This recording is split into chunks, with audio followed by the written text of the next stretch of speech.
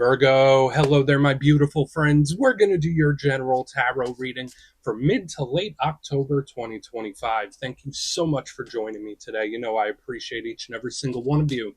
So let's get right down to business as always and start you off with an oracle card here, just so we can dip our toes into energy and see what's happening for the lovely Virgo collective. Hope you're all doing fabulous and fantastic, my friends. Let's get it going here. My guide spirit team, talk to me. What do we got for these lovely Virgos in mid to late October? It's my favorite time of year, one of my favorites. I like the spring too. Let's see what energies, messages, insights we could take a peek at for Virgo. And yeah, we're just going to take a real quick look at this first card. Then we'll get into the full reading itself. And at the very end, I'll pull you a bonus card from the Shadowland Tarot, just to see what might be in the shadows or what shadow work you can lean into, which is always interesting. But let's get it going here. Let's rock and see what we got for Virgo. Mid to late October, what's the vibe here? What's the energy for my good friends? Let's get this card out nice and quick, hopefully. Sometimes the deck can be a little picky, which is okay. All right, cool. Yeah, and whenever this card shows up, I always say this reminds me of water sign energy. I like it for the creativity, but it could also be up in its mind a little too much. Again, it doesn't have to be a bad thing. I like the potential of this energy, and I'll explain why. As you can see, there's a nice little scene going on there. But before we fully dive into that, if you're new here, I'll be speaking about the October subscriber surprise towards the end, so you might want to check that out. And also, if you could kindly illuminate that like button by tapping it right on its third eye. You know, I'd greatly appreciate it. But enough of the promo, back into the reading. Let's talk about this card. It does show up often. So it's one of the more common ones that show up as an oracle, believe it or not. And what we see here is this little clown ballerina, one on the ground. It looks like she's taking a little nap, a little snooze, and this one walking a tightrope. Now, the way I always interpret this card is that this one is daydreaming or thinking about doing this. So there is a future focus here. So for some Virgos, maybe you're not thinking about right now. Maybe you're not thinking about the past too much. Maybe it's about what's coming up. So what are you going to do? What's this person going to do? How's this going to go? I'm thinking about what's to come here.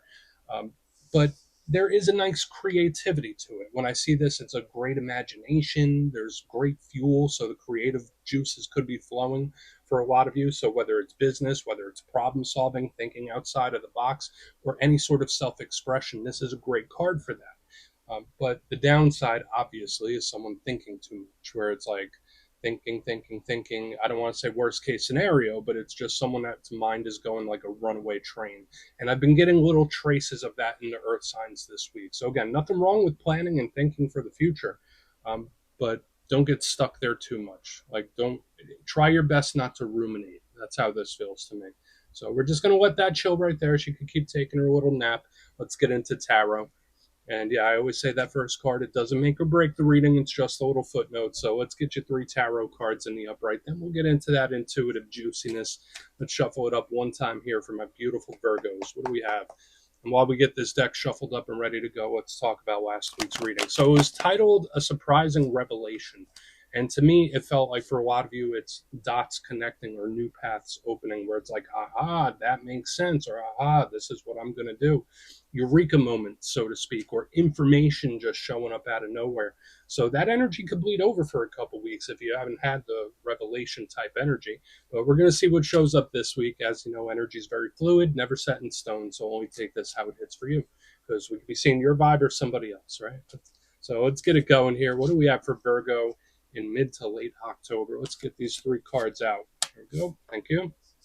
Okay, 3 of Pentacles. Okay, I like it. It's cooperative, or at least at first glance it is.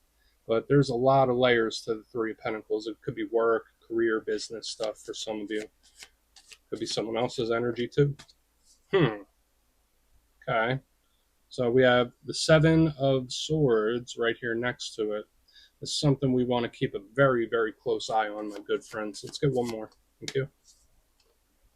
All right. So we do have the Death card right here on the back, and don't get freaked out about it. I always say this is more of like change. It's very karmic in nature. So especially if you're newer to tarot, don't get too creeped out by the Death card, okay? Let's go through. I'll give you some of the classical meanings and archetypes, and we'll get into the juicy, intuitive stuff.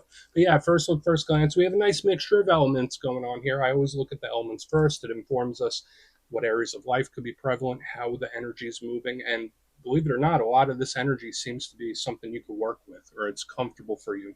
So right here we have Earth. That's your power element. That's your comfort zone. I really do like that quite a bit. It represents work, business, the material world we exist in. So studies, home, family. It's just the world that we function in. We have air, the mindset. So similar to that message we saw a little earlier, air represents logic, planning, the mind, putting pieces of the puzzle together. It's also a very communicative card where element where there's a lot of communication to it. And then we have water right here on the back end. This might not look like water element, but it is. The realm of emotion, the realm of creativity, partnerships, inner feelings. So it's like we have the outer world and the inner world. Lots of inner world stuff going on here. So the only thing, especially on the back, these energies are prone to flow, like up and down, up and down. So let's go through and start building this out piece by piece. Position number one, we start with the Three of Pentacles. Now, for all intents and purposes, I like it so far. So we see these three individuals, they're kind of gathered around, they're in a cathedral, and they seem to be working together. So I always say this is one of my cards of teamwork. Teamwork makes the dream work. It's a card of, again, creativity. Do you see the theme that's like woven subtly underneath?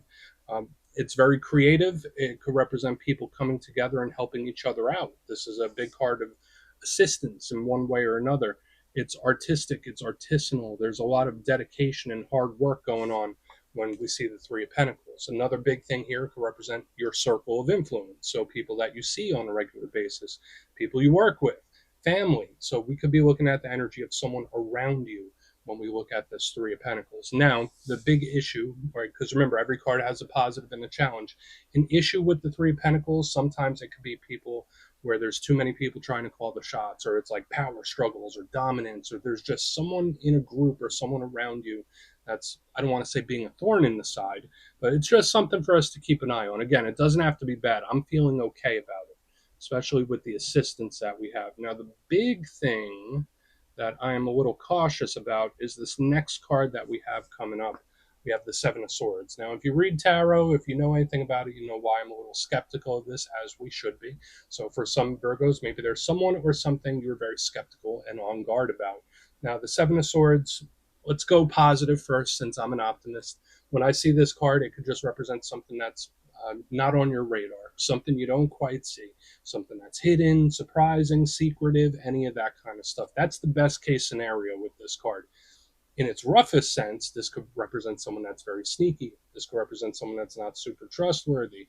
It could represent someone that you need to keep a very close eye on, especially next to a card that represents groups of people. So I don't want to say, oh, you got to watch out for a person. Watch out for them. I don't want to say that yet, but that could be a potential in this. But again, it could just be something that pops in out of nowhere, right? It could be just something that we don't see. So we don't have to go worst case scenario just because one of these cards pop out. Now, moving to the back end, we have the Death card, and I already mentioned, don't get freaked out about it. I know a lot of people get uneasy when this card is here, but believe it or not, Virgo works well with this card. It represents the zodiac sign of Scorpio, which is a sign that usually works well with Virgo. Now, if you're not connected to Scorpio, I know we're about to enter Scorpio season at the time of this filming. Sure, sometimes death can represent an end, but to me, it's not like nail in the coffin, ending forever. To me, it's more of like a transformation, a change. When I see this card, I think of something changing shape or how it looks, similar to a phoenix rising from the ashes. This is also a highly karmic card. So sometimes this could represent situations that are kind of out of our hands, where it's like, okay, it is what it is at this point. So we do want to look at this death card a little bit further. Now, that really feeds into the challenge of the death card, right? Because if you haven't experienced an ending or the close of a chapter recently, the death card can sometimes make people feel like a little helpless, like I'm just on the ride, I'm not steering it. So there's a lot we need to pick apart here, Virgo. I want to dive deeper on all of it. Let's do it. Let's jump in and clarify. Okay, let's get a good shuffle here for you. And yeah, I always like, this is where I jump in and go intuitive, which means I just tell you how it feels to me. So feel free to do further research or rely on your base knowledge of tarot, because as you know, every single reading is about the reader's interpretation, and I'm just giving you mine. Let's go in on the Three of Pentacles, see what that has. Oh, and yes, if you're a reader yourself, please feel free to play along. That's why the box is here. If you're feeling any messages you want to give to Virgo, you could drop it in the comments. I don't mind at all. Okay, why is this Three of Pentacles in the mix? Please. Why is it here? Yeah, watch out for communication issues. All right, so we have the Eight of Wands in reverse underneath it. Now, for some of you, this could be a very good energy. It's solid, it's stable, it's predictable, or at least that's how it's starting here. So for some Virgos, maybe there's an area in life where it's like, yeah, I know what to expect there. I get it, I understand, this is what it is, and I like the level of security it makes me feel. Now, for some of you, this could be something where it's like, all right, this isn't moving fast enough, or it could be a stuck type of energy. So I'm getting like those two messages, and then also watch out for the miscommunications. And there's this little thing, especially with the Seven of Swords right next to it. When I see the Eight of Wands in reverse, to me, it's like someone keeping hush for a very specific reason, where it's like I'm purposely not speaking. So it could be kind of secretive, could be very hidden, where it's like I know something, but I'm not saying it. I feel something, but I'm not saying it, which is odd because like this energy might normally do so, where it's like this energy usually would be very straightforward, forthcoming. So when I see it, it's just like being very hush. So again, watch out for secretive types of individuals. We'll see when we get over here, because it could be someone withholding information. That's how it's showing up to me, aside from those other two things I was speaking about. So for some of you, this could be some good predictability. Hopefully it stays that way with what we have coming up next. But again, yeah, watch the withholding of information, communication issues. Let's keep going. I don't want to say it's like super secretive and treacherous or anything like that. It's just quiet. So let's go in on the Seven of Swords. We'll see what that has. And I really want to get over to that Death card too. So why is the Seven of Swords here? What's this hidden type of energy? What's this hidden energy, please? Okay. All right. Yeah, this could be something that pops back up like out of the blue. I don't think there's bad intentions here, and I do want to look at the Death card, but we have the Eight of Cups in reverse. With all the hidden energy, this does feel like a surprise, like, hey, surprise, Virgo, I'm back. It's like giving me that kind of vibe. Because the Eight of Cups is usually moving away from something. When I see it in reverse, to me, it's something coming in or coming towards you. And underneath the Seven of Swords, to me, it's like be cautious with it, but I don't feel like it's super untrustworthy. Like there's like no warning, no warning. The energy pops in. So for a lot of you, there could be a surprising return, unexpected return of a situation, a person, a flare up of some kind. To me, it's just something that loops back without warning. That's like the big vibe I'm picking up. Now, for some of you, that might be a great thing. For another portion of you, maybe not so much. I guess it really depends on what your story is. Notice we have the double eights happening here on the bottom now too. So watch for signs, synchronicities. Spirit could be trying to give you heads up about something. So definitely keep an eye on those. But yeah, with the Eight of Cups in reverse, yeah, there is also this very quiet energy where it's like I'm being quiet on purpose. So both of these have that same undertone where it's like I'm not saying something, whether it's keeping it a secret, keeping it a surprise. Someone or something is like purposely being hush hush. So again, depending on your story, that could be good or bad. But let's move over to the Death card. So again, yeah, there could be various things that pop in out of the blue. I've been seeing that for a lot of signs in recent weeks. In particular, there must be something going on astrologically, but it's an energy that's cycling back. Let's move over to the Death card. Let's see what that has. Then we'll do a quick little recap before we get into the shadow. Yeah, because there's a lot of information coming through this week.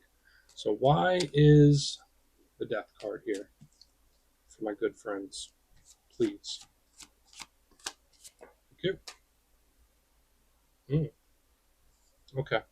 So we have the 10 wands. This is a burdened type of energy. It does feel heavy. Watch your health and wellness. Make sure you're not burning yourself out. If you're the type of person where you burn the candle from both ends, which I know Virgos are generally very hard, very diligent types of workers, there's something here where Spirit's like, pace yourself. Like there's something you need to pace yourself with. But the 10 wands, especially underneath the Death card, it's very resistant to close of some kind of chapter. Now, again, I'm not saying that's a good thing or a bad thing. It depends. But like Death with the 10 wands, these are both cards of a chapter closing. You could be on the precipice of a big shift ending or chapter closing here. But it doesn't feel bad. I'm not nervous about it. So it could potentially be very good. But when, yeah, with this 10 wands and the Death card, it's like, yeah, but I don't wanna. I don't want to close this chapter. Like there's just something about this chapter that I like. Now, you have free will. You can do as you wish. You're a creator being. You can manifest whatever you want. No judgment here. But yeah, when I see the 10 wands underneath the death card, either it's an ending that is difficult to deal with or an ending that you don't really want or that somebody doesn't really want. It's like, yeah, but I don't want this. I don't want this to end. Um, let's go through and do a quick recap. Then we'll get into the shadow. We have a lot of stuff happening here, Virgo. So again, only take it how it fits for you. But if you kindly look here in the box, there is like this very hush hush quiet type of energy this week. But position number one, we have the Three of Pentacles with the Eight of Wands in reverse. So again, watch the communication issues with people or somebody withholding information. That was a big vibe I was picking up. It did feel somewhat secretive, but not malicious. So I don't know why someone would be keeping information quiet. But for another portion of you, this could also be an area of life that's very predictable, very dependable. You know what to expect. You know what you're going to get with this. And that could be comforting. At the same time, for some of you, if you are trying to change something in a big way, this energy could feel restrictive. Now, moving to the middle, we have the Seven of Swords with the Eight of Cups in reverse. There could be various energies looping back around just out of the blue, like surprising, unexpected returns of situations, people, flare ups. It's like energies that, for some reason, the door isn't fully closed and they're cycling back, which, again, it says be cautious about it, but I don't feel like I don't feel like you can't work with it, if that makes sense. Like the energy, I feel like you could work with it if you really want to. Now, moving to the back end, we have the Death card with the Ten of Wands. The main thing here, if you've recently experienced an ending or a close of a chapter, maybe it's a lot to deal with. Maybe it's just weighing heavy on someone here. But I also feel for a lot of Virgos, it's somebody that doesn't want a chapter to end just yet. They don't want to close the book on it for whatever reason. So do with that information what you will. Please take a screenshot if you want to look into it further. Let's see what's in the shadows. Okay, let's get a good shuffle here. And yeah, I always like to pull one shadow card at the very end just to see whether it's something within you or something you don't quite see. Shadow cards don't always have to be a challenge. They can be a good thing too. So let's get you one. Oh, and yes, if you made it to this point in the reading, please feel free to check out channel memberships. I'll put a link for it in the comments below. It's a beautiful way to support the channel, and I have much love for all my channel members. Okay, let's get this going. What do we got for Virgo, please? What do we got? Thank you. Cool. Seven of Cups, I got the same shadow card in the Capricorn reading, and this is sort of a mirror to what we saw in the very beginning. If you think back to this card that we had. So the Seven of Cups, in the positive sense, it represents a lot of paths, a lot of possibilities, a lot of ways that something can go, which is generally a very good thing, but sometimes it could also be analysis paralysis, where I like to call this card the menu board of life, where there are so many options or so many ways something can turn out, but it's like, all right, well, which road do I walk down, or which chalice do I take? So watch out for analysis paralysis or just like so many options that you feel a little overwhelmed. There could be certain things where Spirit just wants you to simplify it. Just make it easy, simple. Don't overcomplicate something when this card is here. A shadow side of this is just like we saw in the very beginning. This card could be, fantasizing, daydreaming, or overthinking too much. And there's nothing wrong with any of that. Listen, I got Pisces placements. I'm all about that mystical, etheric fantasy world myself.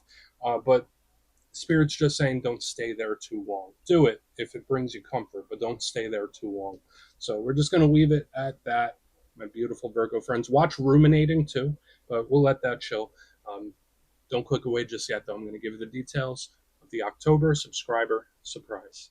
If you would like further insight on your situation and book a personal reading with me, you could check out my digital calendar on my website, mastermetaphysics.com. The October schedule is up there and it's filling up quick. So if you want to have a little chat, go over there and check it out. But for the October subscriber surprise, I'm giving away 3 copies of one of the most stunning decks I've ever experienced, the Star Tarot. So if you'd like to get your name in for that, it's 2 simple things as always, my friends. First, you must be subscribed. And second, let me know down in the comments. Since last month, I asked everybody which zodiac sign they get along best with. This month, out of all the zodiac signs, which one do you clash with a little bit there? Drop it down in the comments. You'll be entered to win. And the winners will be announced in the community tab. As always, my friends, much love, and I'll see you soon.